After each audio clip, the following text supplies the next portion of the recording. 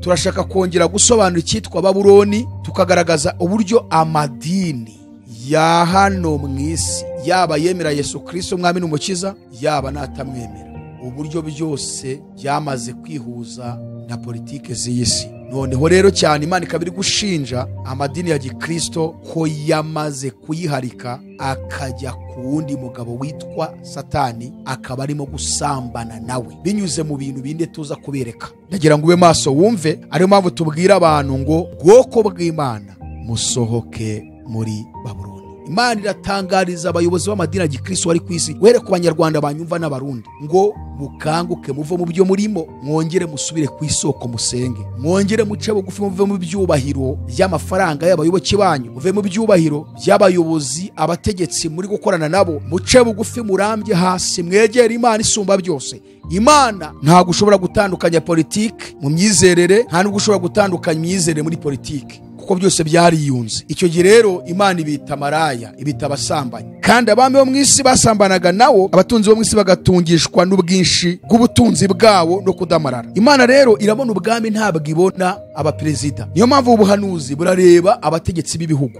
Ni ubuhe busambanyi abami bo mu isi basambanye ni Babuloni? Ese ubundi Babuloni ivugwa ni iyihe? Ndagira ngo untege amatwi unyumve neza, wumve ubuhanuzi buremereye. Banyarwanda ndagira ngo munyumve, Barundi ndagira ngo munyumve, mukize ubugingo bwanyu. Ibi nibyo bigiye kugera ku banyamadini babarizwa mu Rwanda, ibi nibyo bigiye kugera ku banyamadini babarizwa muri akarere kacu ka East Africa. Mwongere mu byumve, mukurugutura amatwi yanyu bayobozi b'amadini. Nuko wenda mu myambaro yawe kandi wiremera insengero zo mu mpinga y'imisozi, uzirimbisha amabara ataramwe, maze usambaniramo. Nta bimeze nk'ibyo bizaba ngo bimere bityo. Umva ubusambanyi bakuraga nabo basambanaga nabo, kandi wasambanye n'abanyegiputa b'abaturanyi bawe b'ibifufumange, ugwiriza ubusambanyi bwawe kundakaza. Kandi wasambanye na Ashuri, kuko ari ntabwo unyurwa. Ni ukuri wasambanye nabo ariko ntiwanyurwa. Imana iti murandakaza, muri indaya, muri abasambanyi. Vuga ngo hano Imana yerekanye ubusambanyi bwabo, abo basambanye abari abanyegiputa, abanyasiriya aribo bashuri, abanyakanani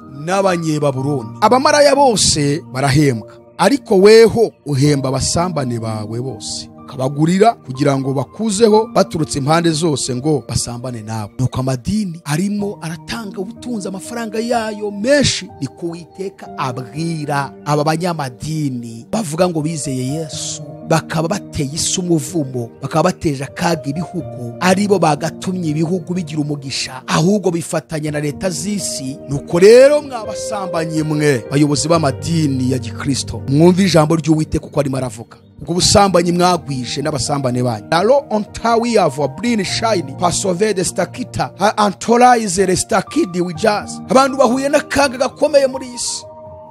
Do otai pefos, abakunezezaga nabo wakundaga bose nabo wangaga bose nzabagutanyizaho baguturuka impande zose, maze ndwikurure ibiteye isoni byawe kugira ngo babirebe byose. Bazagukorera iby'urwangano, bakunyaga ibyo waruhiye byose. Imana igiye kubakoresha baze babanyage ibyo mwaruhiye byose, muvuga ngo muravuga ubutumwa, wasambanye n'abakunzi bawe benshi, ariko jyewe uzangarukire. Niko Uwiteka avuga. Niko Imana imirabwira aya madini yose yemera Yesu Kristo kari umwami n'umukiza. Niko Imana iri kubwira ubuyobozi bwa ADPR, wasambanye n'abakunzi bawe benshi. Imana atari ko jyewe uzangarukire. Niko Uwiteka avuga. Sinzongera kubababarira ukundi. Ni igihano kivuga ngo sinzongera kuba Imana yanyu, namwe ntimuzongera kuba ubwoko bwanjye. Imana ihamagariye abantu mwese muri aya madini ngo musohoke muri ayo madini, musome ibyanditswe byera, mubwirize ubutumwa mu bihugu murimo, mugere mu bategetsi mubabwirize ubutumwa, mubwirize abaturage b'ibihugu kugira ngo ibihugu bibashe kugira umugisha, hanyuma Yesu agaruke atugororere.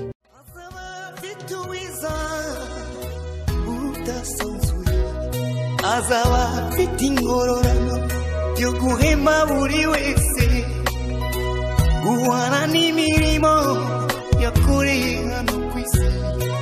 Nawe nshuti yanjye aza kwambika ikamba. Reka twongere tubasuhuze kandi tubifuriza amahoro y'Imana mwebwe mudukurikira muri hirya no hino ku migabane yose iri ku isi. Mufata umwanya gukurikira ubutumwa bwiza bunyura kuri platform ya Iron TV, shakiro ry'ubutumwa bwiza bw'Imana. turabasuhuje kandi turabifuriza amahoro y'Imana no guhirwa muri byose. Turasuhuza abakristo bose babarizwa muri AFGMI cyangwa se Iron Family of Jesus Christ Ministries International. Abo ni abakristo tuyoboye bari hirya no hino ku migabane yose yo ku isi. Turabasuje mwese kandi tubakomeza mu rugendo, tubabwira ngo ntimucike intege kuko umwami wacu, umwami w'amahoro agiye kuza gutwara umugeni we, kandi turizera tudashidikanya ko muri umugeni wa Kristo. So amazina yanjye nkuko bisanzwe nitwa Jalik Ikingeneye, ndi pasiteri, nkaba nyoboye umuryango w'ivugabutumwa witwa Iron Family of Jesus Christ Ministries International. Tukaba dutoza abantu kuba abigishwa ba Yesu. Tugira amateraniro iminsi ine mu cyumweru muri iyo ministeri yacu. Duterana ku wa mbere, ku wa gatatu, ku wa gatanu ku cyumweru kuva saa 3 z'ijoro kugeza saa 5 z'ijoro. Aho ni mu minsi ya bugizi. Hanyuma ku cyumweru dufite icyo bita Sunday service, no kuvuga ngo ni amateraniro ava saa 3 za mu gitondo kugeza saa 6 z'amanywa. Iyo minsi rero ya bugizi tuba turi mu cyo bita Bible study, aho twigisha abantu iki gitabo cyitwa Bibiliya tukibakundisha, kubera ko abanyamadini ntibigeze babwira abayoboke babo ngo bababwira agaciro k'iki gitabo. Aha niho hakubiyemo ubuzima bw'imibereho yacu ya buri munsi, kandi aha ngaha harimo imbaraga z'umwuka zikomeza itorero mu rugendo rujya mu ijuru, ndetse niho harimo n'ubumenyi buduhishurira igisahi tuganisha icyerekezo twerekezamo. So nuwo murimo dukora rero. Hanyuma ndi missionnaire, nkora umurimo w'umissionnaire, kandi twongera kwibutsa abizera bose ko buri wese uhamagawe umaze kwizera Yesu Kristo, ko twabonye ko itorero rya Yesu cyangwa se Imana igira imihamagaro ibiri ihamagarira abantu. Umuhamagaro wa mbere ni wo kwakira Yesu umwami n'umukiza, hanyuma tugahabwa ubugingo buhoraho. Umuhamagaro wa kabiri ni uwo kumukorera. Yesu yabwirije ubutumwa bwiza muri Isiraheli. Abanyamadini bari mu idini ya Kiyahudi barasohoka baramukurikira mu butumwa bwiza yababwiraga. Nyuma rero aturanya n'intumwa, ariko hari n'abandi bamukurikiye. Ntigeze babwira gusubira mu idini, ahubwo yabatumye mu mahanga yose. Bivuge ngo umuhamagaro wa mbere wari uwo kumwizera, umuhamagaro wa kabiri ni wo kwamamaza ubutumwa bwiza. Iyo mpamvu babwiye ngo nimujye mu bihugu byose mwigisha abari mwe bose ubutumwa bwiza. Uwizera akabatizwa azakizwa, ariko utizera azacirwaho iteka. Ababwira ko niba mwumvira bakagenda hari ibimenyetso bizagumana nabo. Babwiye ibimenyetso 5.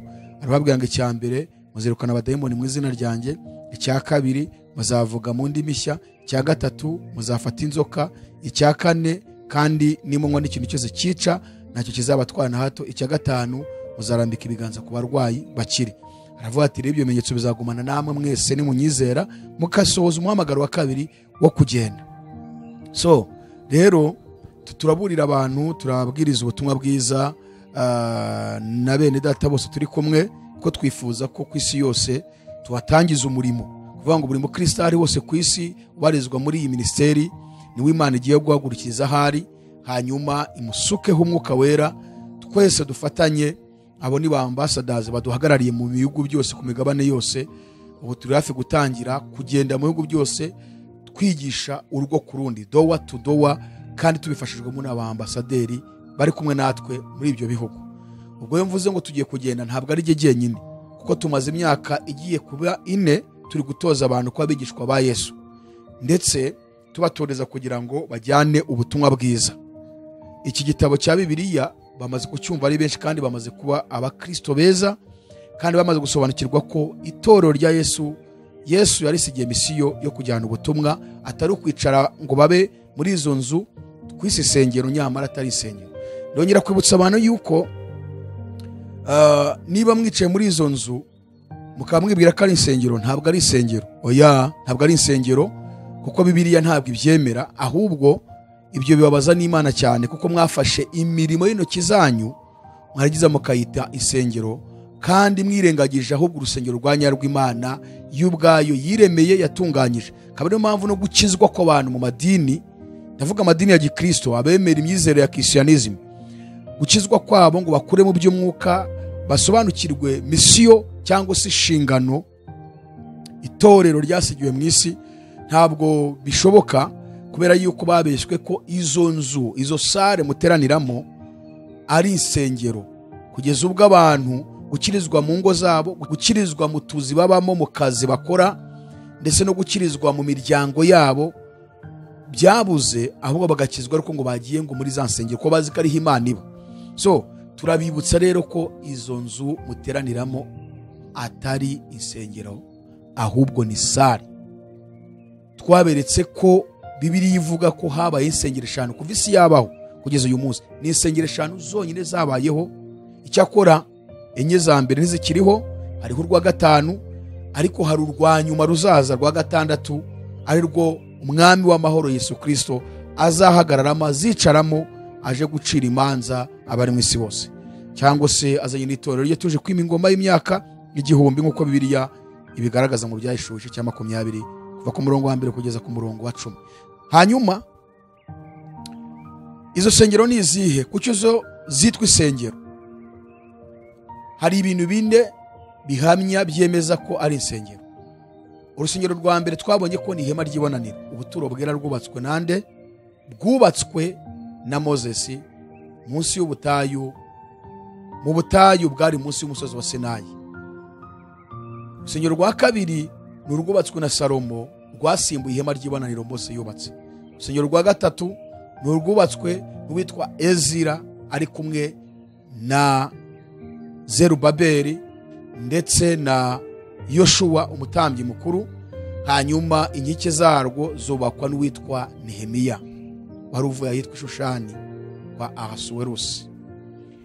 Urusengero rwa kane ni urwubatswe n'uwitwa Herode, umwami Herode wa wundi Yesu yaje asanga ari uriho. Cyo kwibaza ngo none byagenze gute kugira ngo rwongere rwubakwe? Twabonye ko ihema ry'ibonaniro ryavuyeho rikuweho no kubakwa ku rusengero rwa nyarwo rwubatse ahantu ruri hamwe. Ihema ry'ibonaniro ryaragendanwaga mu butayu, rigasenywa, rikongera kubakwa ari uko igicu gihagaze, ariko abise bamaze kugera iwabo i Kanani ryasimbuwe n'urusengero rwubatswe na Salomo, ariko bagendeye kuri plan Imana yahaye Moses. Rwari rugizwe n'ibyumba 2, ahera n'ahera cyane. Hanyuma ruza gusenywa muri 605 mbere y'ivuka rya Yesu, rusenywe n'umwami w'abami Nebukadinezari, mwami wa Babuloni. Hanyuma rwongera kubakwa nanone n'Abayahudi ubwo batahukaga bavuye i Babuloni, kuko tubabwiye ko rwubatswe na Ezira, Zerubabeli na Yoshua. Hanyuma inkike zarwo zubakwa nande? Na Nehemiya. Urwo rusengero rwubatswe na Ezira ruza gusenywa nanone kandi nande? N'uwitwa General Pompe ubwo Abaroma bigaruriraga isi. Hanyuma rero rumaze gusenywa rwongera kubakwa na Herode, akaba ari rwo Yesu yaje asanga ruri muri Isiraheli. Urwo rusengero Yesu yongera kuvuga ko ruzasenywa kuko Abayuda banze kumvira ubutumwa bwiza Yesu yavugaga, ararira. Ubutumwa bwiza bwanditswe na Luka igice cya 21 umurongo wa 20 kugeza 26, ndetse n'ubutumwa bwiza uko bwanditswe na Luka 19 umurongo wa 41 kugeza 44, ndetse na Matayo 24 umurongo wa 16 kugeza ku murongo wa 19. Aho hose hatubwira ubuhanuzi Yesu yahanuriye Yerusalemu n'urusengero ko ruzasenywa, kandi Yerusalemu igasenyuka. Ari kuvuga ibimenyetso bizaranga kugaruka kwe, n'uburyo Yerusalemu izasenywa, n'uburyo Abayahudi bazicwa bagakwira isi yose mu mahanga yose. Hanyuma kandi asobanura yuko ubutaka bwa Isiraheli buzasibangwa n'abanyamahanga kugeza ibihe by'abanyamahanga bizashirira. Uru rusengero none rwubatswe n'umwami Herode, nk'uko ubuhanuzi bwa Yesu bwabivuze ko ruzasenywa. Rwongeye gusenywa n'uwitwa General Titus, umuhungu w'umwami Kaisari wari uriho muri icyo gihe, witwa Vespasiye, muri 70 nyuma y'ivuka rya Yesu. Wari yashize imyaka nka 36 Yesu avuye ku isi. Ubwo buhanuzi bwo bwasohoye. Kuva rwasenywe uyu munsi nta rundi rwongera kubakwa muri Isiraheli, ahubwo Imana yimukiye mu rusengero rwitwa umuntu mu buryo bwa mpwemu yera, mu buryo bw'umwuka wera. Nuko Imana ituye mu muntu, none ikaba ituye mu itorero ryayo ririho hano muri isi. So itorero rya Yesu niyo nzu y'Imana, nirwo rusengero rw'Imana, niho ituye. Pawulo yabwiye abakora urwandiko rwa mbere 3:16 ngo ntimuzi yuko mu rusengero rw'Imana kandi ko umwuka w'Imana aba muri mwe. Yongera kubivuga mu bakora urwandiko rwa 2:6 na 17 na 17 na 18 aravuga ngo mbese urusengero rw'Imana rwahoza rute n'ibishushanyo bisengwa ko turi urusengero rw'Imana ihoraho, kuko Imana bivuze iti nzatura muri bo, ngendere muri bo, nzaba Imana yabo, nabo bazaba ubwoko bwanjye. Ngo nuko muve hagati y'abandi mwitandukanye niko Uwiteka avuga, kandi mukore ku kintu gihumanye nanjye nzabakira kandi nzababera so, namwe muzambera abahungu n'abakobwa niko Uwiteka ushobora byose avuga. Urumva hano Imana avuga ngo nzatura muri bo, ngendere muri bo, nzaba Imana yabo, nabo bazaba ubwoko bwanjye. Ntimuzi ko mu rusengero rw'Imana, nivuga ngo urusengero rw'Imana umunsi ruriho ni umuntu person, abizera Kristo Yesu, wowe person, wowe ku giti cyawe uri inzu y'Imana, urusengero rw'Imana Imana ituramo. Rwandiko rw'Abakorinto rwa mbere 3:9 haravuga ngo kuko twembi Imana ariyo dukorera, namwe mukaba umurima w'Imana n'inzu yayo. So rero umukristo ni inzu y'Imana, hanyuma itorero ryose muri rusange ni inzu, n'urusengero Imana ituramo. Ariko noneho kuko Bibiliya yivuze itorero bivuze wowe person, bivuga ngo Imana igutuyemo. Uyu munsi Imana ituye muri twebwe. Ni iki rero kigaragaza yuko arizo sengero za nyazi, ibindi ari amasare? Twabonye ko Imana itangiza ihema ry'ibonaniro yahamagaye umunsi ku musozi wa Sinayi, igitabo cyo kuva 25 uhere ku murongo wa 30 kumanuka hasi. Imujyana ku musozi Sinayi, amara iminsi 40, imuzamura mwiyerekwa, imugeza mu ijuru, imwereka urusengero rwayo, ihema ry'ibonaniro, ubuturo bwera, ahera nahera cyane. Arangije aramanuka, iramubwira ngo ugendere mu bwo buturo kandi uburemo ukurikije icyitegererezo cy'ibyo werekewe kuri uyu musozi. Bivuga ngo plan y'urusengero Mose yubatse cyangwa ihema ry'ibonaniro ni Imana yayitanze. Kabiri, Imana yabaga muri ubwo buturo bwera, ahera cyane hejuru y'isanduku y'isezerano. Yari irimo bya bihamya 3, amategeko 10, yari yanditse ku bisate 2 by'amabuye, urwabya rwa mana Abisirayeli bari imyaka 40, ndetse n'inkoni ya Aroni yapfunditse uburabyo. Ibyo nibyo byari bihamya biri mu isanduku y'isezerano. Ku mufuniko wayo niho Imana yabaga, ubwiza bwayo naho bwagaragariraga, ni naho yavuganiraga na Mose iyo yinjiraga, ni naho yavuganiraga n'umutambyi mukuru Aroni. So rero Imana yahoraga mu ihema ry'ibonaniro hejuru y'isanduku y'isezerano, abakerubi babiri batwikiye cyangwa bateye igicucu iyo ntebe y'imbabazi, iyo ntebe y'ihongerero. Icya gatatu nuko ubwiza bwayo bwabonekaga bukagaragara. Rimwe na rimwe n'Abisirayeli barabubonaga amaso ku yandi, physically, ntabwo ari mu buryo spirituel, babubonaga ku mugaragaro, bakabubona n'amaso y'umubiri. Ndetse n'umutambyi mukuru iyo yinjiraga hera cyane yarabubonaga, na Mose we yarabubonaga iteka ryose. Icya kane nuko ijwi ry'Imana ryavugirwaga cyangwa ryavugiraga aho ngaho mu ry'ibonaniro, imbona nkubone, n'Abisirayeli bakaba baryumva. Hari igihe umutambyi yaryumvaga akazana ubutumwa ahawe akababwira Abisirayeli. Hari igihe Mose nawe yajyaga akavugana n'Imana, Abisirayeli baryumve, akasohoka akazana ubutumwa ahawe n'Imana avuye mu ihema ry'ibonaniro. Ariko hari n'igihe Imana yavugaga, ubwiza bwayo ndetse n'ijwi ryayo bikumvikana mu ihema ry'ibonaniro. So ibyo bintu uko ari bine rero ntabwo wabibona muri izi nzu twubatse. Cyambere plan ni twebwe tuyishyiriraho, nitwe tuyitoranya, rimwe na rimwe tunarebeye ku bandi ibyo bubatse. Kabiri, nta muntu urumva ijwi ry'Imana aho ngaho muri izo nzu muteraniramo mu buryo physically ngo uryumve neza n'amatwi yawe. Gatatu, nta muntu urabona Imana yicayemo igaragara, ntawe. Ntabwo Imana ibamo, ntabwo ibaho ngaho, cyane ko Imana yavuze ngo nzatura muri bo, ngendere muri bo, nzaba Imana yabo, nabo bazaba ubwoko bwanjye. Imana itura mu muntu. Igitabo cy'Ibyakozwe n'Intumwa igice cya 7 umurongo wa 48 kugeza 50 haravuga ngo nyamara isumba byose niba mu mazu yubatswe n'ababoko, kuko umuhanuzi yavuze ati ijuru niryo ntebe yanjye, isi niyo ntebe y'ibirenge byanjye, muzanyubakira nzu ki? Ni ko Uwiteka ababaza, cyangwa nzaruhukira ahantu ki? Mbese intoki zanjye sizo zaremye ibyo byose? Ntabwo Imana itura muri ayo mazu, ntabwo ari hiba, ahubwo iba mu muntu, kuko ivuze ngo nzatura muri bo, ngendere muri bo, nzaba Imana yabo, nabo bazaba ubwoko bwanjye. Icya kane, sinzi ko mwari mwumva ijwi ry'Imana, mwari mwabona ubwiza bwayo buri abagiranira muri izo nzu mwubatse. Izo nzu ni imirimo y'amaboko yanyu, ni imirimo y'amaboko yacu, ntabwo ari urusengero, ahubwo ni sare twagombaga kubaka zo gutraininga abizera, twamara kuba traininga tukabereka ko Imana ibahamagariye kubavuga ubutumwa bwiza hirya no hino ku isi. bakagenda, hakaza abandi tukabatraininga, tukabarambikaho ibiganza, bakagenda bakavuga ubutumwa, tukagarura Yesu. Kuko itorero ryo rifite inshingano yo kugarura Yesu vuba, kugira ngo azane yasi nshya yageneye abamwizera. Niko Yesu yavuze mu butumwa bwiza bwo bwanditswe na Matayo 24:14, agaragaza ko itorero niryo rigomba kugarura Yesu vuba cyangwa rigomba kumutinza. Kandi uko rimutinza, Satani niko azana ibishuko byinshi byo gushuka abanyetorero, bakarangara bakarimbuka. Yaravuze ngo kandi ubutumwa bwiza bw'ubwami buzigishwa mu isi yose ngo bube ubuhamya bwo guhamiriza amahanga yose, nibwo imperuka izahera ko ize. Niba avuze ko ubutumwa bwiza bugomba kubwirwa amahanga yose, nyuma y'uko bumaze kuba ubuhamya bwo guhamiriza amahanga yose, Yesu akabona kuza, bivuge ngo ninde uzabujyana? Ni wowe nanjye. Niba tutabujyanye, Yesu aratinze. Satani we ntatinze kurangaza rero abantu. Niyo mpamvu yihishe muri biriya bintu byose, muri zino nzira 12 turimo kubigisha zirimo ikinyoma cya Satani.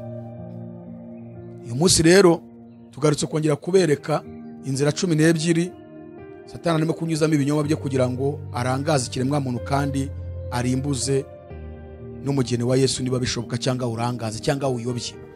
Ni inzira 12 turi gusobanura. Twahere ku ya mbere n'iya kabiri tubihuza kuko biragendana.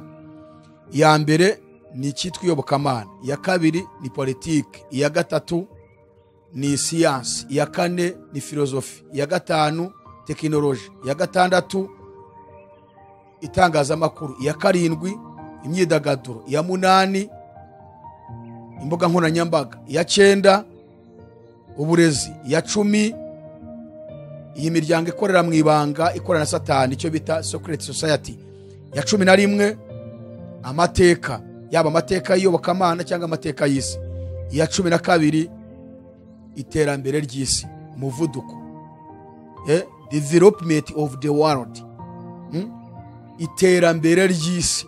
Uyu muvuduko batubwira ko twese dukwiye kugendana n'iterambere ryayo, twifashisha icyo bita tekinoloji. Aho niho turi kwerekanamo ibinyoma bya Satani mu kurangaza no kurimbuza abantu. So rero twahere ku cyo bita iyobokamana ndetse na politike, uburyo byihuje kandi bikomeje kwihuza mu kurimbuza abantu. Ndagira ngo ntega amatwi. Twabanje kubasobanurira ministeri yacu no kubasobanurira icyo bita urusengero. Niba wowe warafashe icyo kintu ari urusengero, no, urusengero ni wowe, urusengero ni njye. Ugomba gukirizwa abantu bakureba naho batakureba. Ugomba gusenga utabitewe na pastor cyangwa bishop.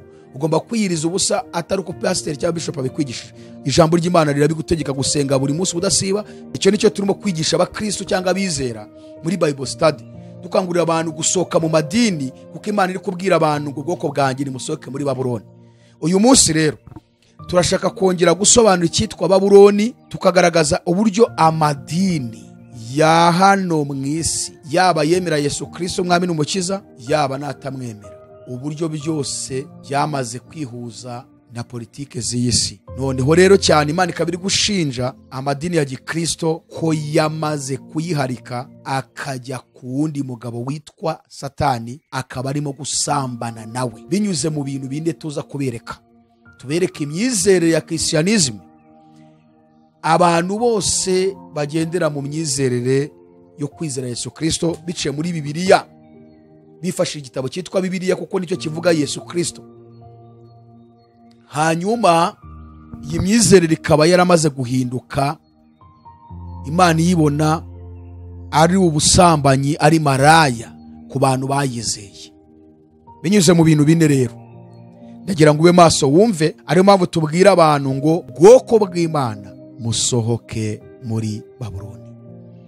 Iyo bavuze Babuloni bashatse kuvuga imyizerere yose, yaba ya Christianism, yaba itari ya Christianism, ndetse n'imiyoborere y'isi, politike z'isi byamaze kwihuza, kugeza ubwo abahagarariye Yesu Kristo bitwa abapasteri, aba evangelist, abitwa abahanuzi, abitwa ba bishop, ba apotre, bageze ku rwego rwo gutinya guhamiriza abategetsi b'isi, guhinduka ngo bakizwe bizera ubutumwa bwiza, ahubwo bakaba barifatanyije na politike, ikibabwira bakashyira mu bikorwa, bo bagatinya guhamiriza abategetsi b'isi ubutumwa bwiza ngo bizere, ahubwo none abategetsi b'isi bamaze kubahindura abapolitisiye aho kugira ngo bahindure abanyapolitike.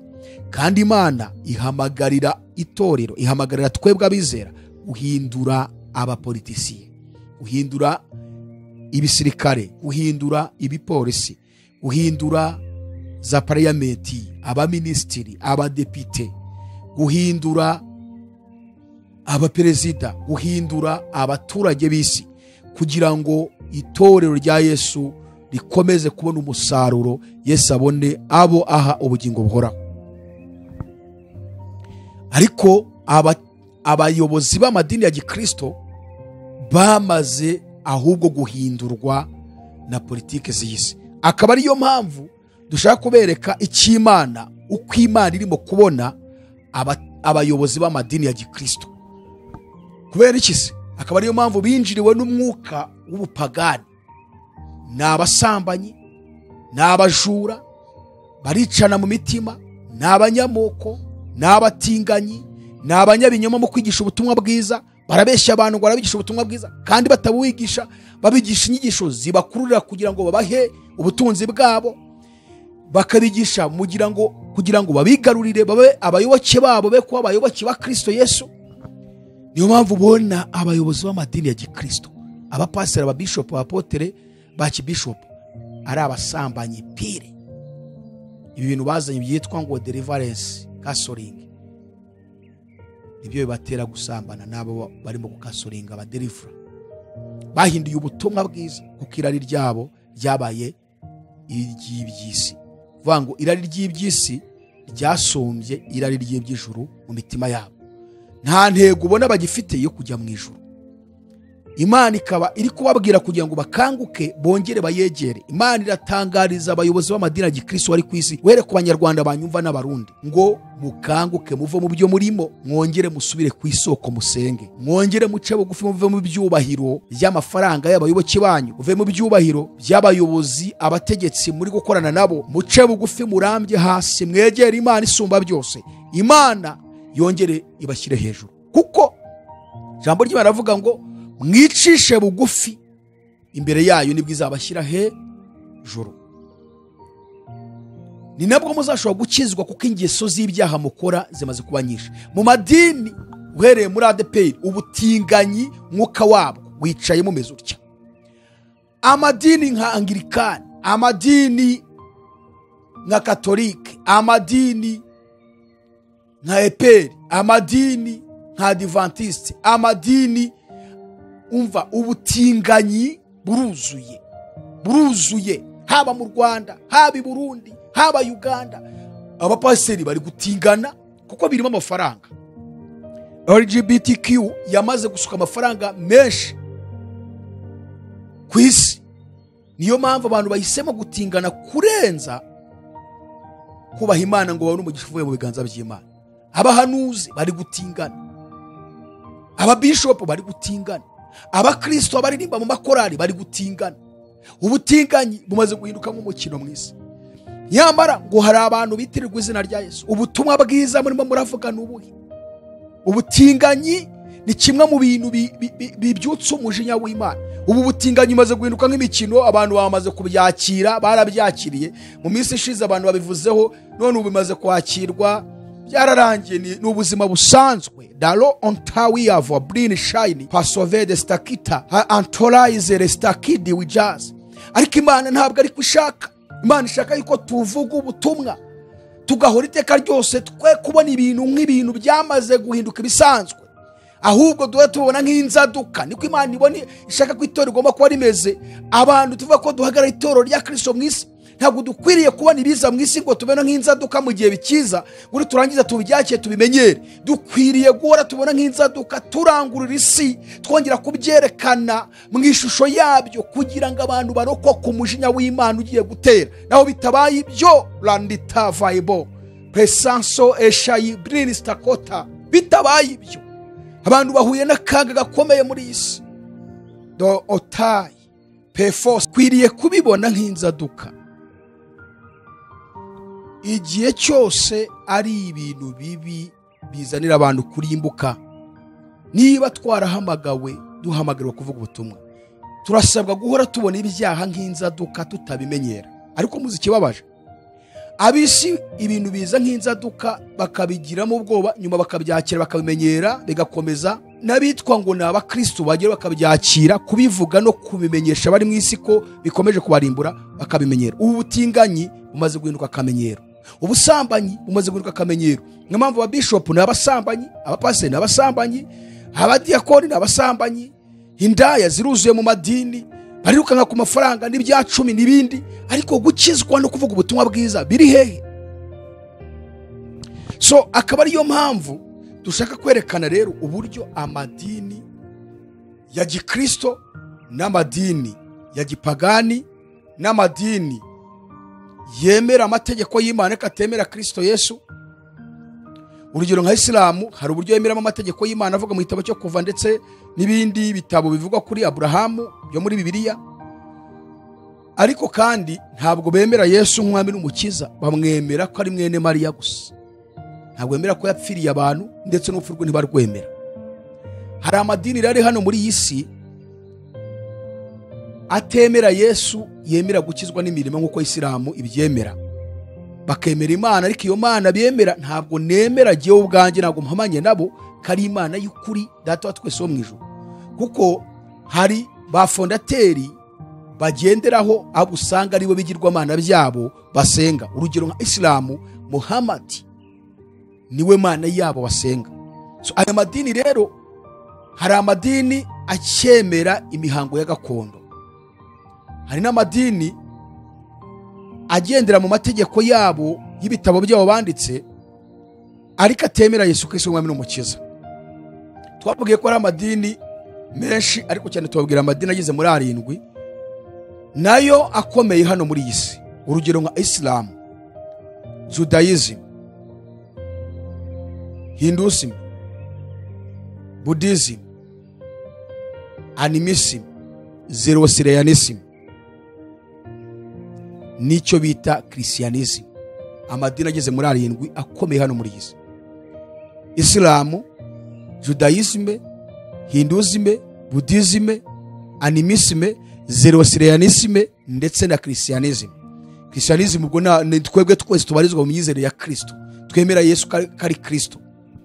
So ayo ni amadini akomeye hano muri iyi si, kandi yose yamaze kwihuza. Nk'iki cyanyuma cyitwa Christianism aricyo ngarutsemo, cyamaze kwihuza n'ayo madini yandi. Ayo yandi yose ntabwo yemera Yesu nk'umukiza w'abari mu isi, afite ubundi buryo bamwemeramo. Bamaze kwihuza, niyo mpamvu twababwiye, twaberetse n'uburyo bamaze kubaka igishushanyo mbonera cyo guhangana na Yesu no kumuzimya mu bantu, cy'inyubako ariyo ngoro ihuza iyo myizerere yose, hariya Abu Dhabi muri Leta Zunze Ubumwe z'Abarabu. Twahabonye ingoro 3 zahubatswe: ingoro ihagarariye idini ya Kiyahudi, ingoro ihagarariye idini ya Islam, n'ingoro ihagarariye idini ya Gikristo. Ihagarariye idini ya Islam niyo ipresenta amadini yose atemera Yesu Kristo umwami n'umukiza. Hanyuma ihagarariye Judaism, bo ni Abayahudi n'ubundi nabo ntibemera Yesu Kristo umwami n'umukiza, ahubwo bemera amategeko y'Imana gusa. Ubwo abantu bose bemera amategeko y'Imana ari muri Ancien Testament, ubwo irabahagarariye. Nk'Abadiventiste n'abandi bantu basotse mu Adventiste bakita ngo ni abagorozi. Hanyuma hakaba n'abandi basohotse mu Bapantekote bita ngo ni Abapantekote b'umunsi wa 7. N'andi madini yose yemera imyizerere ishingiye ku mategeko, aricyo bita Toha cyangwa se Taurati, isezerano rya kera, ariko itemera Yesu Kristo.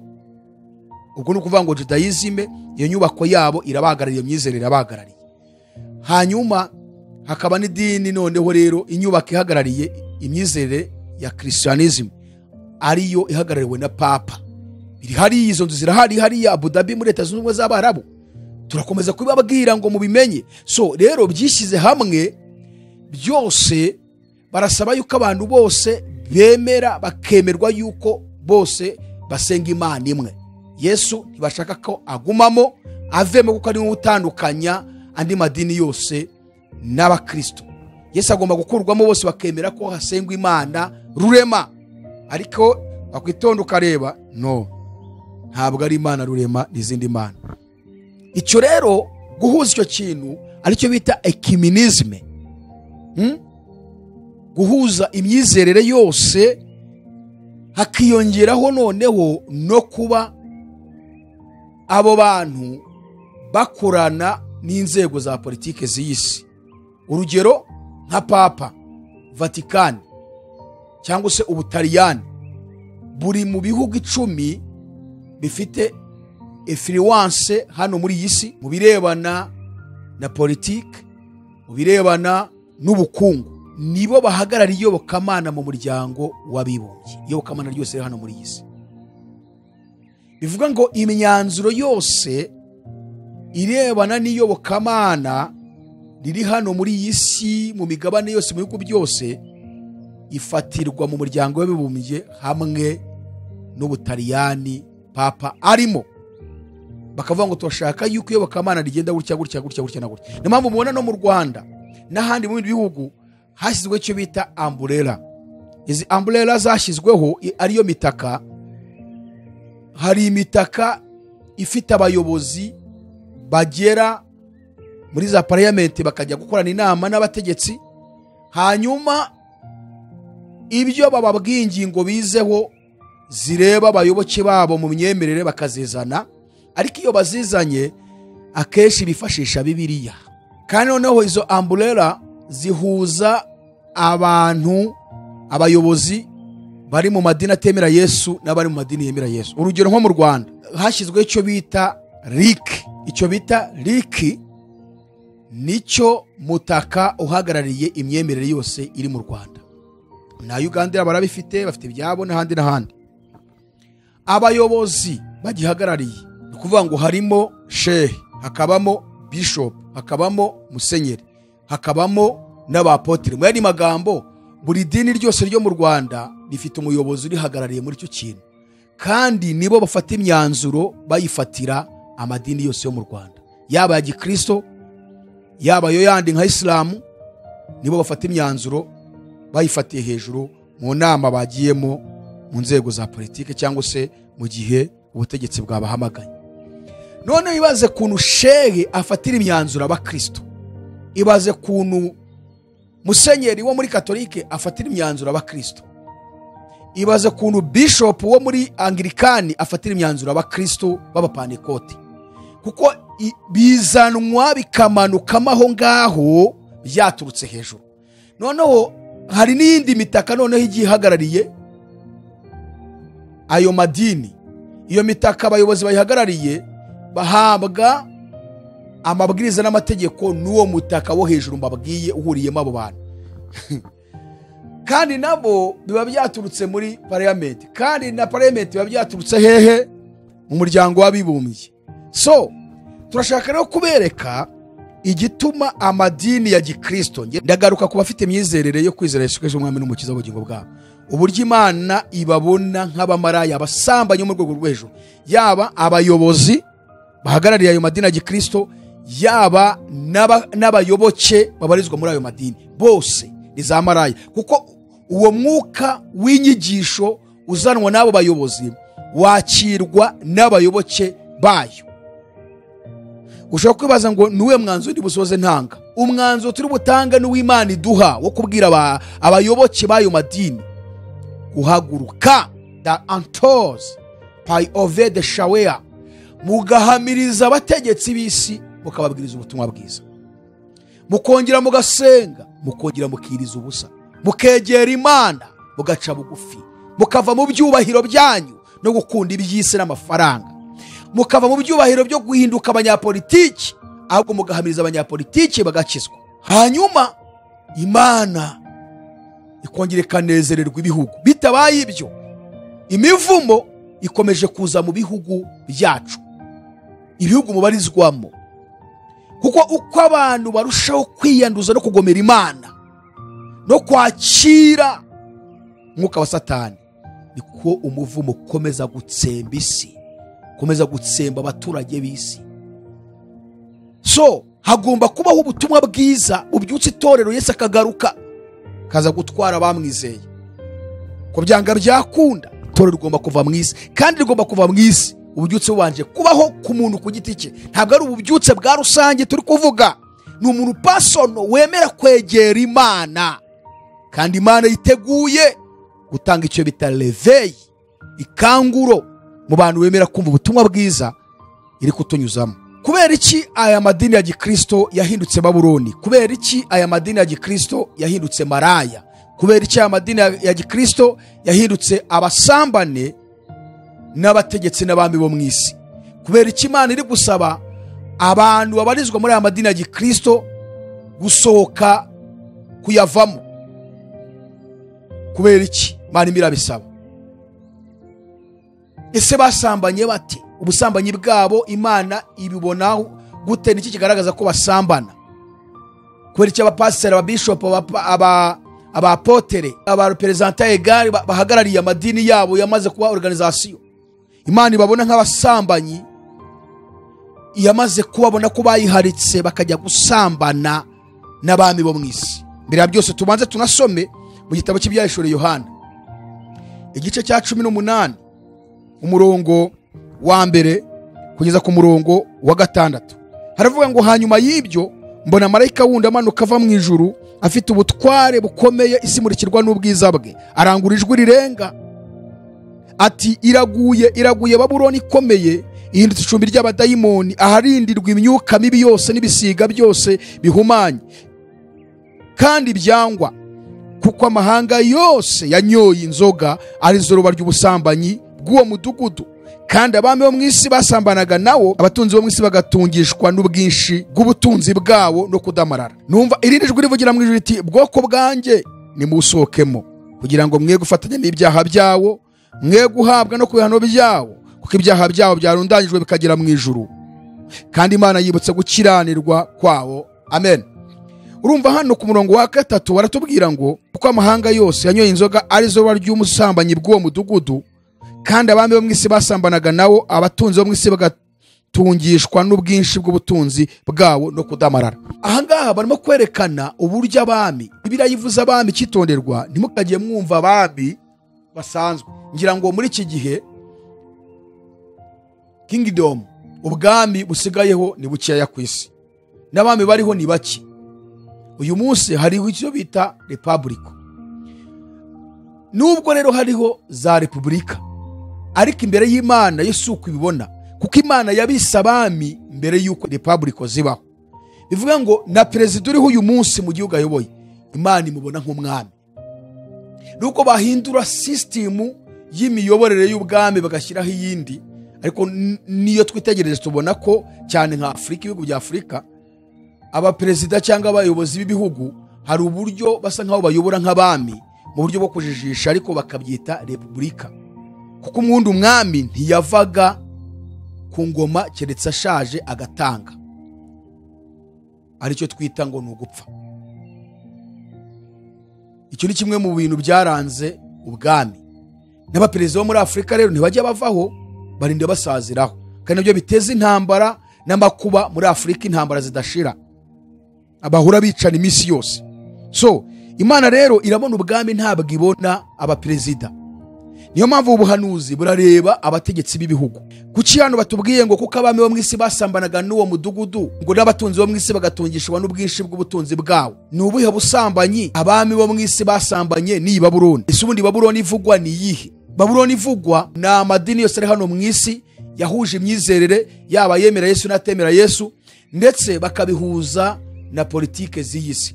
Rimwe na rimwe ugasanga bimwe biza muri iyo miyoborere bishobora gutuma abakristo bandura bakaba barimbuka, bigatuma kandi n'abantu badashobora guhishurirwa Imana ngo bakizwe neza, ndetse bigatuma n'abagahamije Imana bakayivuga batayivuga, kubera urwo rukuta rwaje rwa politike rugatuma abantu batavuga ukuri kuzuye. Rero Babuloni ni uruhurirane rw'imyizerere, ni urudubi rw'imyizerere yose, yaba ya Christianism ndetse n'itari ya Christianism, ndetse no kubihuza n'imitegekere n'uburyo bw'imiyoborere hano mu isi byose bikishyira hamwe bikunga ubumwe, kiyongeramo kandi n'iterambere ry'isi. Byose hamwe Bibiliya byita ngo ni Babuloni ikomeye. Tubona ko ariho Babuloni ya kera yo kwa Nebukadinezari, hakaza na Babuloni ikomeye ikubiyemo ibyo bintu byose mbabwiye. So rero Imana iri kubona amadini yose aya ngamwe mu cyita ngo ni amatorero, kandi ntabwo ari amatorero ko Bibiliya yamaze kugaragaza uburyo ari Babuloni. Ni amadini kuko yamaze guhuza iyo myizerere yose. Imana iragaragaza uburyo ari abasambanyi rero. Basambanye n'abami, basambanye n'abanyapolitiki. Abami basambana n'abitirirwa izina ry'iyobokamana, kuko bahuje politike n'iyobokamana. Ntabwo ushobora gutandukanya politike mu myizerere, nta nubwo ushobora gutandukanya imyizerere muri politike, kuko byose byariyunze. Icyo gihe rero Imana ibita maraya, ibita abasambanyi, igaragaza yuko bayiharitse bakajya mu basambane babo. Kubera ko iteka ryose Imana ikunda kugaragaza itorero nk'ubugeni wa Kristo, kandi ikagaragaza itorero nk'umugore w'Imana. Ibyahishuriwe Yohana igice cya 21 umurongo wa 9 kugeza ku murongo wa 10, Bibiliya itubwira itorero nk'umugeni wa Kristo. Kuko aratubwira ngo haza umwe wo muri bamarayika 7 bari bafite za nzabyarwi zuzuye ibyago 7 by'imperuka, avugana nanjye arambwira ati ngwino nkwereke umugeni, umugore w'umwana w'intama. Nkajyana ku musozi munini kandi muremure ndi mwuka, mbona urembo rwa Yerusalemu rumanuka ruva mu ijuru rufite ubwiza bw'Imana, kurabagirana kwarwo gusa nko kwibuye ry'igiciro cyinshi cyane, nk'ibuye ryitwa yasipi ribonera nk'isarabwayi. Ngwino nkwereke umugeni, umugore w'umwana w'intama. Urumva itoro ryitwa umugeni kongera gahinduka umugore, ndetse na Paulo abivuze mu Befeso bice 5 umurongo wa 21 kugeza 23, avuga ngo bagore mugandukira abagabo banyu nk'uko itoro rigandukira Kristo. Rero ijambo kuganduka ryerekezwa ku mugore, umugore ni uganduka agandukira umugabo. Aha rero Bibiliya ishaka kugaragaza ko Kristo niwe mugabo w'itorero, Imana ni umugabo w'itorero. Ndetse Bibiliya igaragaza aho Imana yagiye ifata Isirayeli ikayita umugabo wayo. Urugero ngiye kubaha rugaragaza ko abantu bose bamaze guza politike bari abakristo, bakemera politike mbi kwishobora kwinjira muri bo, kandi politike ugasanga rimwe na rimwe irahumanya abizera. Giye kubereka uburyo Imana ibabona nk'abasambanyi, ikabona nk'abamaraya, ikababona nk'abayiharitse yo nk'umugabo wabo, ndetse ikababona nk'Ababuloni. Ndifashisha urugero rw'Abayisiraheli. Isiraheli Imana yakunze kuyigaragaza ndetse no kwigaragaza kuri bo nk'umugabo wabo, nabo bagahinduka umugore wayo. Rimwe na rimwe hari igihe Isiraheli Imana yakundaga kuyishinja ko Abisirayeli bayiharitse yo nk'umugabo wabo, bakajya kundi mugabo ari we Satani. Ukibaza ngo bayiharikaga gute? Ni mu buhe buryo baharikaga Imana barangiza bakajya kundi mugabo witwa Satani? Ese ubundi Bibiliya harayigaragaza Imana yitwa umugabo wabo?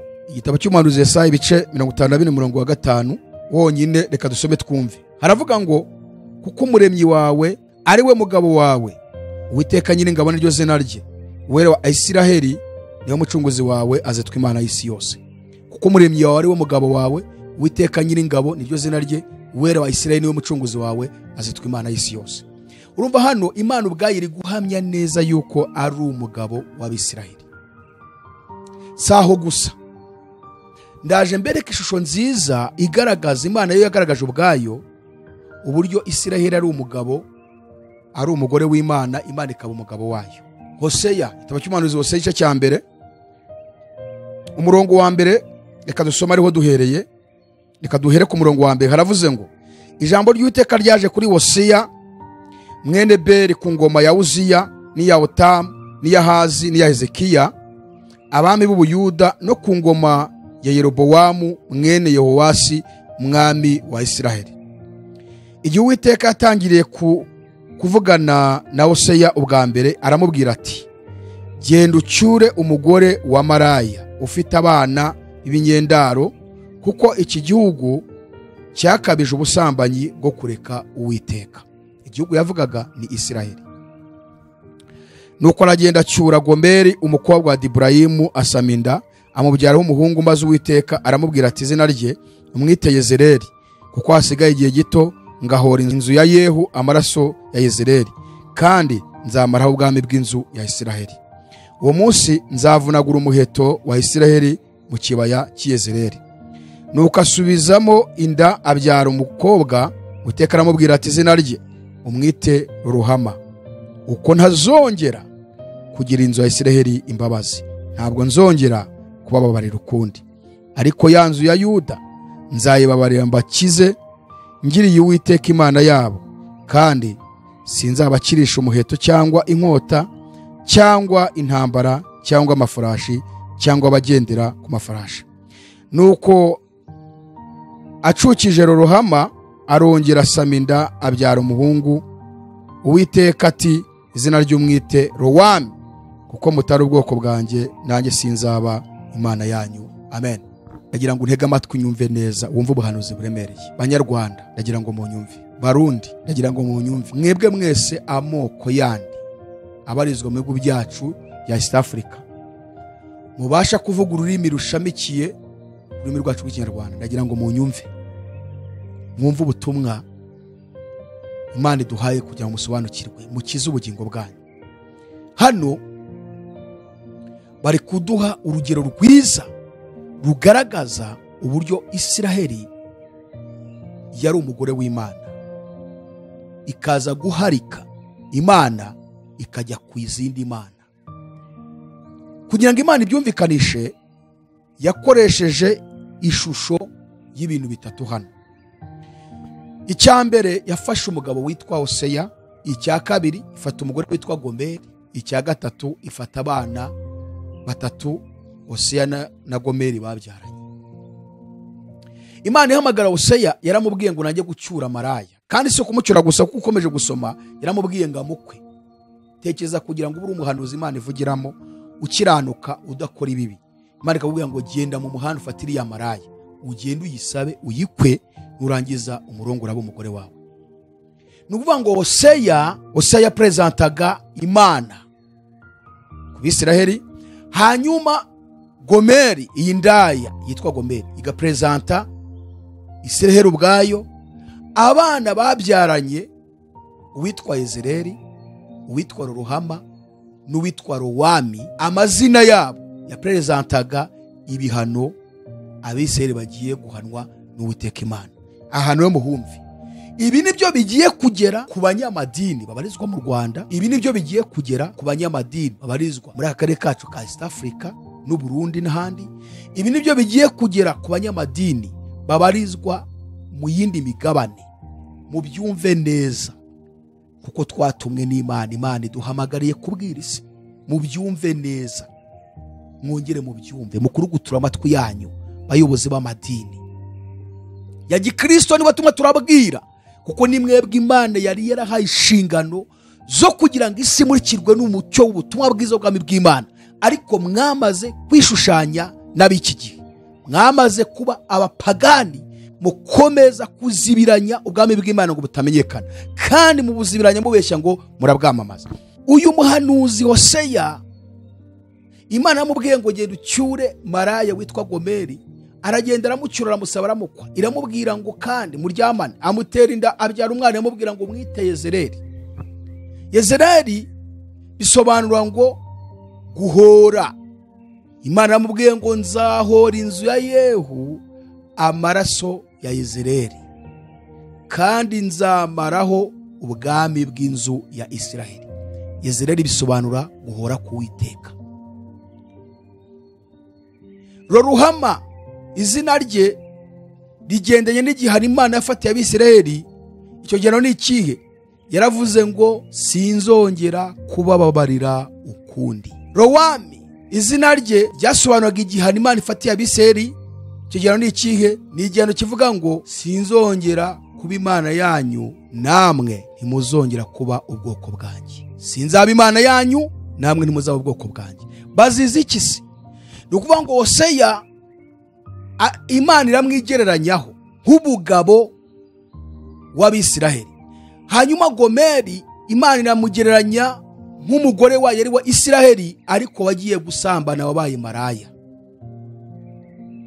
Kuriya Hoseya mubwiye ngo nagenda mucyure kandi amukwe, ni iki Imana yakoze kugeza uyu munsi? Yesu yaje mu isi akaza gukwa Isiraheli agakwa n'abari mu isi yose. Ariko uyu munsi yaba Isiraheli ikaba yaranze kwemera inkwano y'amaraso Yesu yatanze, ndetse n'abari mu isi bakaba batarimo kwemera iyo nkwano, n'abandi barayemeye bakaba baramaze kusa nk'aho bayivaho, bongera gukobwa n'undi mugabo witwa Sekibi, bitewe no kumugarukira barimo gukora ibyaha no kwihuza n'imitegekere y'iyi si, aho kugira ngo bahindure abategetsi.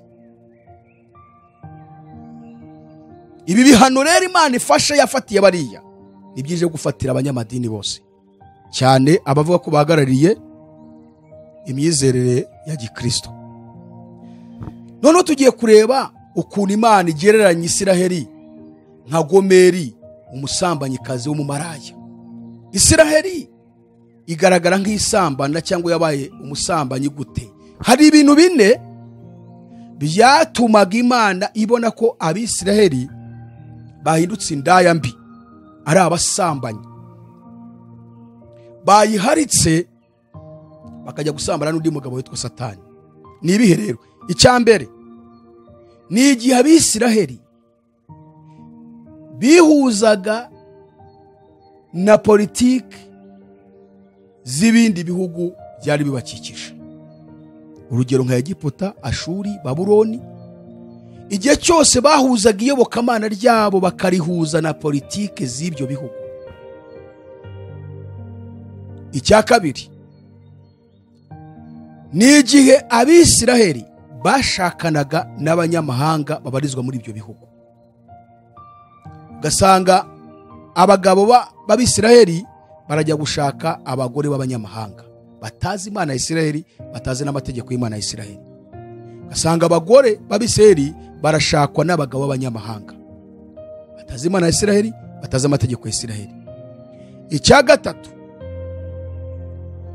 ni igihe Abisiraheli bitabazaga ayo mami, abo bategetsi, ubwo bwami, mu gihe babaga bahuye n'akaga, igihe babaga bahuye n'intambara, barabitabazaga ngo baze kubarwanirira.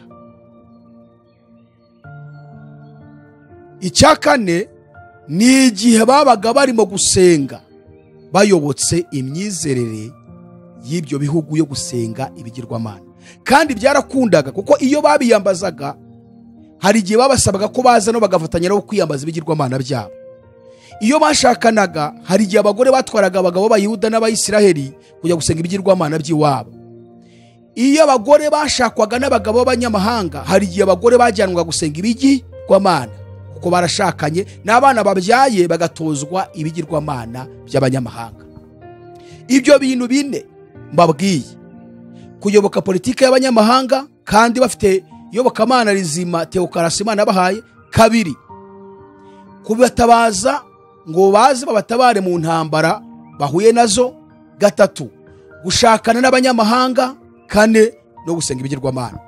Icyo gihe Imana yababonaga nk'abayiharitse bakajya kuri Satani, kuko ibyo bintu bine byose ni ibya Satani.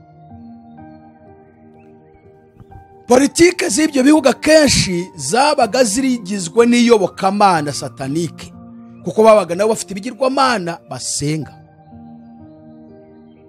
Hari Imana igeze kubwira Abisiraheli mu gitabo cy'umuhanuzi Yesaya, irimo kubagayira ikintu cyitwa kwitabaza, bakumva ko imbaraga z'abanyamahanga ubwazo hari icyo zabafasha mu ntambara.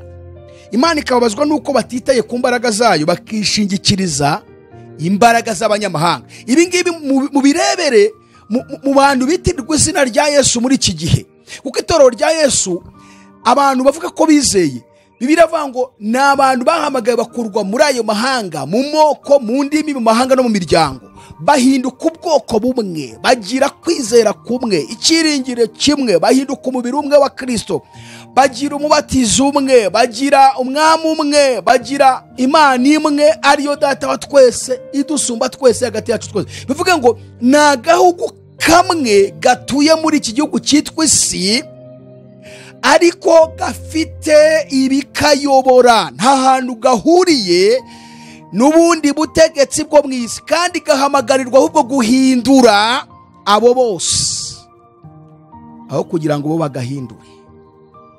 nuko Imana ishaka itorero rimeze. Roba anto ya zefaibo pasi elostakita shawe yavora bin star be antos mene shandolaizi. Nuko Imana ishaka abo bantu, ariko birababaje kuba ahubwo bwa butegetsi butugose, bya byose bitugose ari byo biduhindura. Nacyo Imana afatiye Aburahamu muvana ku ruhande rw'isi imujyana mu mutima w'isi hagati, burasirazuba bwo hagati. Yashakaga ko ubutumwa bwiza bwo kwimenya buva muri Isiraheli mu mutima hagati w'isi bugahita bufata imigabane yose. Kuko Isiraheli yari izengurutswe cyangwa se izengurutswe n'imigabane 3: Afrika, Uburayi na Aziya.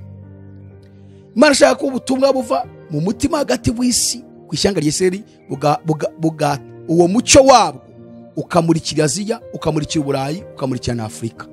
None Imana natwe iduhamagarira idukuye mu moko mu miryango mahanga, ikaduha umucyo wayo kugira ngo umucyo tuvemo ufate isi yose. Ariko ikibabaje, benshi bitirirwa izina rya Yesu bahinduwe n'isi, bahinduwe n'isi. Ndashaka kureba rero no kubereka igituma Imana yababonaga nk'abasambanyi, ariko manje gusoma aho Imana yagaye Isiraheli mu kujya kwifashisha imbaraga no kwitabaza abanyegiputa. Igitabo cy'umuhanuzi Yesaya 31 murongo wa mbere haravuga ngo, bazabona ishyano abamanuka bajya muri Egiputa kwitabariza, bakiringira amafarashi, bakizigira n'amagare kuko ari menshi, kandi bakiringira abagendera ku mafarashi ko ari abanyamaboko cyane, maze ntibite kwera wa Isiraheli kandi ntibashaka Uwiteka. Amen. Murumva aya magambo mwayumvishe ba pasiteri, aya magambo mwayumvishe mwebwe abavuga ngo muri ba apotre, mwebwe mwayumvise mwebwe bavuga ngo muri ba bishop, ba archbishop, basenyeri, ba padiri. Aya magambo murayumva, umva uburemere bwayo. Bazabona ishyano abamanuka bakajya muri Egiputa kwitabariza, bakiringira amafarashi, bakizigira n'amagare kuko ari menshi, kandi bakiringira abagendera ku mafarashi kuko ari abanyamaboko cyane, maze ntibite kwera wa Isiraheli kandi ntibashake Uwiteka. Sinago mubizi ko abanyamadini basigaye ubwabo abakristo baregana, abapasiteri n'ibirwa baregana bajya kwiringira amaboko y'abanyamafarashi n'abanyamagare kuko ari menshi kandi akaba ari abanyamaboko akomeye cyane. Bo ubwabo kubabarirana no kugira ngo bo ubwabo babane mu mahoro nk'abapasiteri n'abaki, ntabwo mubona ko barimo kujya kurega muri leta. Ntimuzi imanza zihoraho muri leta se? Bagiye kwiringira, bagiye kwitabariza abanyamafarashi n'abanyamagare, banga kwiringira Uwiteka n'imbaraga ze. Naho mpamvu Pawulo yandikiye Abakorino mu rwandiko rwa mbere ibice 6, igice cyose muzagisome, agaragaza uburyo abantu bose baregana muri leta bavuga ngo barakijijwe, bafite icyaha gikomeye bazarimbuka nibatakihana. Kugeza ubwo Pawulo yavuze ngo nimuharirane, muhitemo guharirana, muhitemo guhuguzwa na bene wanyu aho kugira ngo mujye kuregana muri leta. Muharirane, mubabarirane kugira ngo Imana ikomeze guhabwa icyubahiro. So rero dore impamvu Isiraheli Imana yitaga maraya uko byabaga byagenze. Nkuko mbabwiye, usomye igitabo cy'umuhanuzi Yeremiya ibice 3 umurongo wa mbere, ubundi ari gusoma B yaho, ari kuri kansome A na B, mpera hangaha mbereke ibyo nababwiye bine kandi byatumaga bitwa abasambanyi, cyangwa byasobanura ko baharitse Imana bakajya ku yindi mana ariyo Satani, bakajya kundi mugabo. Baravuga bati, mugabo nasende umugore we, yamara gutana nawe akendwa n'undi mugabo, mbese yakongera gusubirana nawe? Ni ikibazo. Igihugu cyakorwamo bene ibyo nticyaba cyandujwe rwose? Mva noneho rero umurongo nashaka cyane uravuga ngo, ariko weho wasambanye n'abakunzi bawe benshi, nyambara jyeweho uzangarukire, niko Uwiteka avuga. Imana imirabwira Isiraheli, ari byo iri kubwira abapasiteri, ari byo iri kubwira abitwa ngo ni ababishopu, ari byo iri kubwira aba representant egare, uhera kuri representant egare wa ADPR, ari byo iri kubwira abasenyeri n'abapadiri, abantu bose bavuga ko bahagarariye iyobokamana rirebana no kwizera Yesu Kristo. Imiravuga ngo, ariko weho wasambanye n'abakunzi bawe benshi, nyamara jyewe uzangarukire, niko Uwiteka avuga. Wasambanye n'abakunzi bawe benshi, ariko jyewe uzangarukire, niko Uwiteka avuga. uko niko Imana imirabwira aya madini yose yemera Yesu Kristo kari umwami n'umukiza. Uko niko Imana iri kubwira ubuyobozi bwa ADPR, wasambanye n'abakunzi bawe benshi, Imana atari ko jewe uzangarukire, niko Uwiteka avuga. Tugiye kureba rero aba bakunzi Isiraheli yari yarasambanye nabo ni bande. Igitabo cy'umuhanuzi Ezekiel, igitabo cy'umuhanuzi Ezekiel, reka aricyo tujyaho, ibice 16 no tugiye guhera turebe ubusambanyi baba baragiranye n'abakunzi babo. Ezekiel 16 duhereye ku murongo wa 15 ndetse na 16 turakomeza turebe.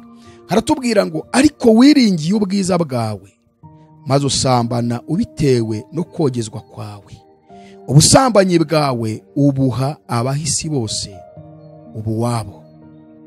Nuko wenda mu myambaro yawe kandi wiremera insengero zo mu mpinga z'imisozi, uzirimbisha amabara ataramwe maze uzisambaniramo.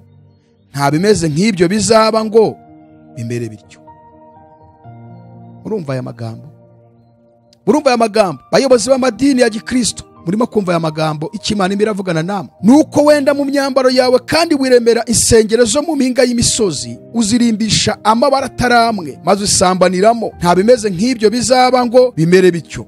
Izo nzu mwubatse nizo murimo gukiniramo politike, mutabwiriza abanyapolitiki, ahubwo mukifatanya nabo mu gukomeza kuyobya abanyapolitiki no kuyobya abo muyoboye.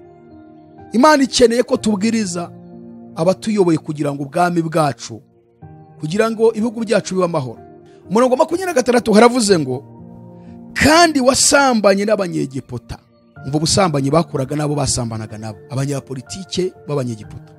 Kandi wasambanye n'abanyegiputa babaturanyi bawe bibifufumange, ugwiriza ubusambanyi bwawe kundakaza. Kandi wasambanye n'abanyegiputa babaturanyi bawe bibifufumange, ugwiriza ubusambanyi bwawe kundakaza. Vuga ngo igihe babaga bamaze kwihuza na politike y'abanyegiputa, n'igihe bitabazaga abanyegiputa kuko tubonye muri Yesaya, bakiringira amagare yabo n'amafarashi yabo ko ari menshi, bakiringira n'amaboko yabo, kandi bagashakana n'abanyegiputa, bikarangiza basenze n'ibigirwamana byabo, barakazaga Imana kandi byaga bisobanuye gusambana, bagaharika Imana umugabo wabo.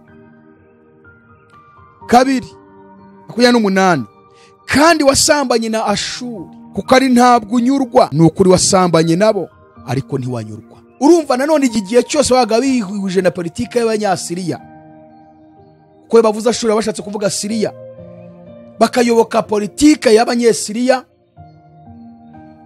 bakiringira imbaraga zabo, bakabatabaza mu ntambara, barangiza bagashakana n'abanyasiriya, barangiza bagasenya ibigirwamana by'abanyasiriya. Imana iti murandakaza, muri indaya, muri abasambanyi.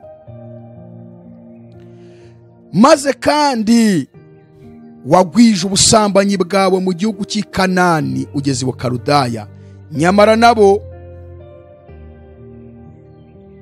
ntibarakunyura. Kuva ngo hano Imana yerekanye ubusambanyi bwabo abo basambanya bari abanyegiputa, abanyasiriya aribo bashuri, abanyakanani n'abanyebabuloni. Ubwo butegetsi cyangwa iyo politike y'aho hantu hane niyo barimo kutwereka. Imana iri kubashinja ubusambanyi bwabo mu buryo bwo kwihuza muri ibyo bintu bine tubabwiye. Twari turi kureba abakunzi ba Isiraheli aribo basambanye nabo, Imana ikababona nk'amaraya. Abamaraya bose barahembwa, ariko weho uhemba abasambane bawe bose, ukabagurira kugira ngo bakuzeho baturutse impande zose ngo basambane nawe. Nuko amadini arimo aratanga ubutunzi, amafaranga yayo menshi muri za leta, kugira ngo babashyigikire mu ntambara bahura nazo, babashyigikire mu bibazo barimo, bakemera kurekura amafaranga yabo bakayatanga. Hano Imana igushinja Abisirayeli kari mu buryo bwo kugurira ahubwo abasambana, kugira ngo aho kugira ngo abasambana ari bo bishyura Isiraheli, ahubwo Isiraheli niyo yatangaga ubushobozi bwayo, ubutunzi bwayo, kugira ngo biyunge n'ubwo butegetsi. Ubusambanyi bwawe buciye ukubiri n'ubw'abandi bagore, kuko ari ntawagukurikiranaga ngo musambane, aho gutanga ibiguzi ariko weho ntugurirwe. Icyo gituma ucishije ukubiri n'abandi. Nuko rero wa musambanyi we, umva ijambo ry'Uwiteka. Nuko rero mwabasambanyi mwe bayobozi b'amadini ya Gikristo, mwumva ijambo ry'Uwiteka uko arimo aravuga. Ubwo busambanyi mwagwishe n'abasambane banyu, umva ijambo ry'Uwiteka uko arimo aravuga. Ukuri kumwami Uwiteka avuga ngo kuko ibiteye ishozi byawe byasheshwe hasi, ibiteye isoni byawe bigatwikururwa bitewe n'ubusambanyi wagiranaga n'abakunzi bawe no kubw'ibigirwamana byose by'ibizira byawe n'amaraso y'abana bawe wabihaye. Dore ngiye kuguteranyiriza abakunzi bawe bose hamwe, abakunezezaga n'abo wakundaga bose n'abo wangaga bose nzabagutanyizaho baguturuka impande zose, maze ntwikurure ibiteye isoni byawe kugira ngo babirebe byose. Nukuvuga ngo hano Imana irimo kuvuga ngo abo wiringiye, abo mwiringiye niba Imana igiye kongera kubateza. Itwikurure ibiteye isoni byanyu. Ariko se ntabwo muri kubibona inshuti z'umusaraba? Ubu ntabwo mubibona ko amadini ya Gikristo yahagurukiwe na za leta hirya no hino mu bihugu? Ntabwo mubibona? Niba utabibona waba uri impumyi, waba uri impumyi. Uvuga ngo kwiringira abo ngabo nabo Imana igaruka igakoresha kugira ngo twikururire ibibi byanyu, kandi nibo babigiramo uruhare kwerekana ati twarasambanye, reka twerekane ubusambanyi bwanyu. Wari wabonaho umusore asambana n'umukobwa, umusore agatajya kwigamba ti wa mukobwa wajyaga wiyemera nanjye naryamanye nawe? Umukobwa agira ngo bibibanga, none wa wundi arabigaragaje. Nuko Imana rero iri gukora kandi ikomeje gukorera abasambane amadini ya Gikristo yemeye gusambana nabo. Nibo bagiye kugaruka batwikurura ubusambanyi bwanyu, berekana uburyo mwasambanye. Yes. Ezekiyeli 23 niwo ngiye gusoreza. Ezekiyeli 23 umurongo wa 29 haravuga ngo kandi bazagukorera iby'urwangano maze bakunyage ibyo waruhiye byose. Abo basambane bawe bazagukorera iby'urwangano bakunyaga ibyo waruhiye byose. Urabona izi leta zo mu isi nizo zigiye guhindukirira amadini yose, kuko bemeye gusambana nabo ntibababwiriza ubutumwa bwiza. Imana igiye kubakoresha baze babanyage ibyo mwaruhiye byose, bavuga ngo muravuga ubutumwa nyamara kwikurura ubutunzi mu bayoboke banyu. Kandi bazagukorera iby'urwangano maze bakunyaga ibyo waruhiye byose, bagusige iheruheru wambaye ubusa, kandi ubusambanyi bwawe buzagaragazwa byombi, ibibi byawe bikabije n'ubusambanyi bwawe. Ibyo nibyo uzakorerwa kuko wasambanye n'abapagani ukanduzwa n'ibigirwamana byabo, niko Uwiteka avuga. Ibyo nibyo uzakorerwa kuko wasambanye n'abapagani ukanduzwa n'ibigirwamana byabo, niko Uwiteka abwira aba banyamadini bavuga ngo bizeye Yesu, bakaba bateye isi umuvumo, bakaba bateje akaga ibihugu, aribo bagatumye ibihugu bigira umugisha, ahubwo bifatanya na leta z'isi, bituma ubukristo busa nk'aho buburizwamo. None isi yahagurukiye kurwanya ubutumwa bwiza, yahagurukira kurwanya kugaruka kwa Yesu, yahagurukira kurwanya Bibiliya, yahagurukira kurwanya ubutumwa buhindura abantu ngo bakizwe. Abanyamadini bifatanya nabo, bafunga iminwa yabo, barumagihwa, banga kubahamiriza. Niyo mpamvu Imana itwikuruye ibyanyu kandi igakoresha ba bandi mwiringiraga. Aravuze ngo kandi bazagukorera iby'urwangano maze bakunyage ibyo waruhiye byose, bagusige iheruheru wambaye ubusa, kandi ubusambanyi bwawe buzagaragazwa byombi, ibibi byawe bikabije n'ubusambanyi bwawe. Ibyo nibyo uzakorerwa kuko wasambanye n'abapagani ukanduzwa n'ibigirwamana byabo, niko Uwiteka avuga. Ngo ubutumwa Imana yayimpaye ngeza ku banyamadini bose, cyane burareba abanyamadini ba Gikristo n'abanyapolitiki bemeye gushukwa n'abanyamadini, kandi abanyamadini nibo bagakwiye kubafasha ibihugu biba amahoro. Turimo gusobanura inzira 12 Satani anyuzamo ibinyoma bye kugira ngo arimbuze abatuye isi, kandi niba bishoboka ibyo n'intore nk'uko Yesu abivuga. Iki ni cyo gihe cyo kuburira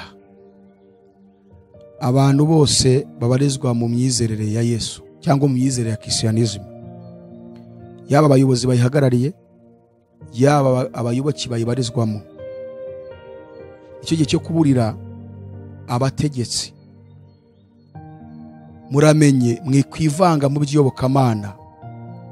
Aba banyamadini barabatinye, banga kubabwira ko kwivanga mu by'iyobokamana byabateza akaga, kuko nabo bahindutse abinda, banga guhamya neza Imana,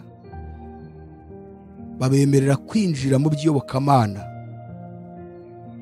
Nabo bazana iyobokamana bararibaha ngo muri kontrole, kandi nibyo bigiye guteza akaga iyi si n'ibihugu mubarizwamo.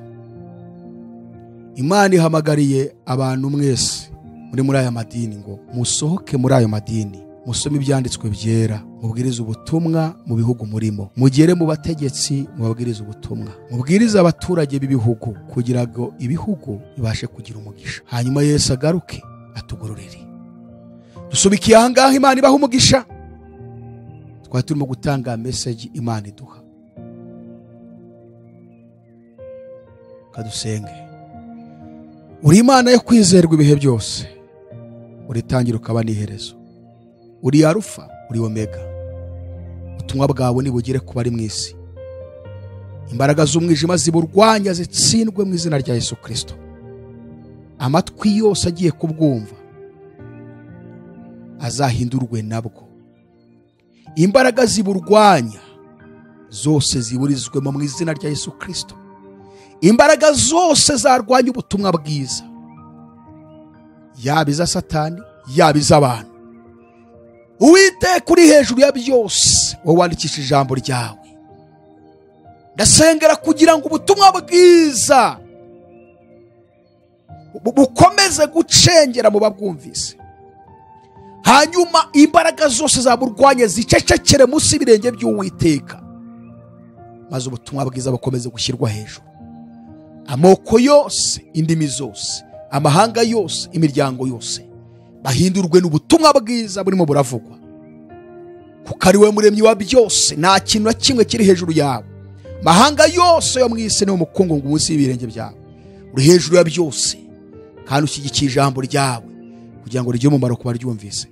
Urakoze, ndagushimiye, komeze kudushyiraho uburinzi bwawe, maze abantu bakomeze guhindurwa nawe. Ishimwe no guhimbazwa n'ubutware n'icyubahiro n'imbaraga ibyawe n'iteka ryose, mu izina rya Yesu Kristo tubyambaje twizeye, amen. Imana ibahe umugisha cyane, turabashimiye mwese, mukomeze kubana n'Imana. Bye bye. Azatujyana muri amazu meza yaduteguriye, nitugerayo tuzahora turirimba, zaba kumwe na Eliya, zaba kumwe na Abrahamu.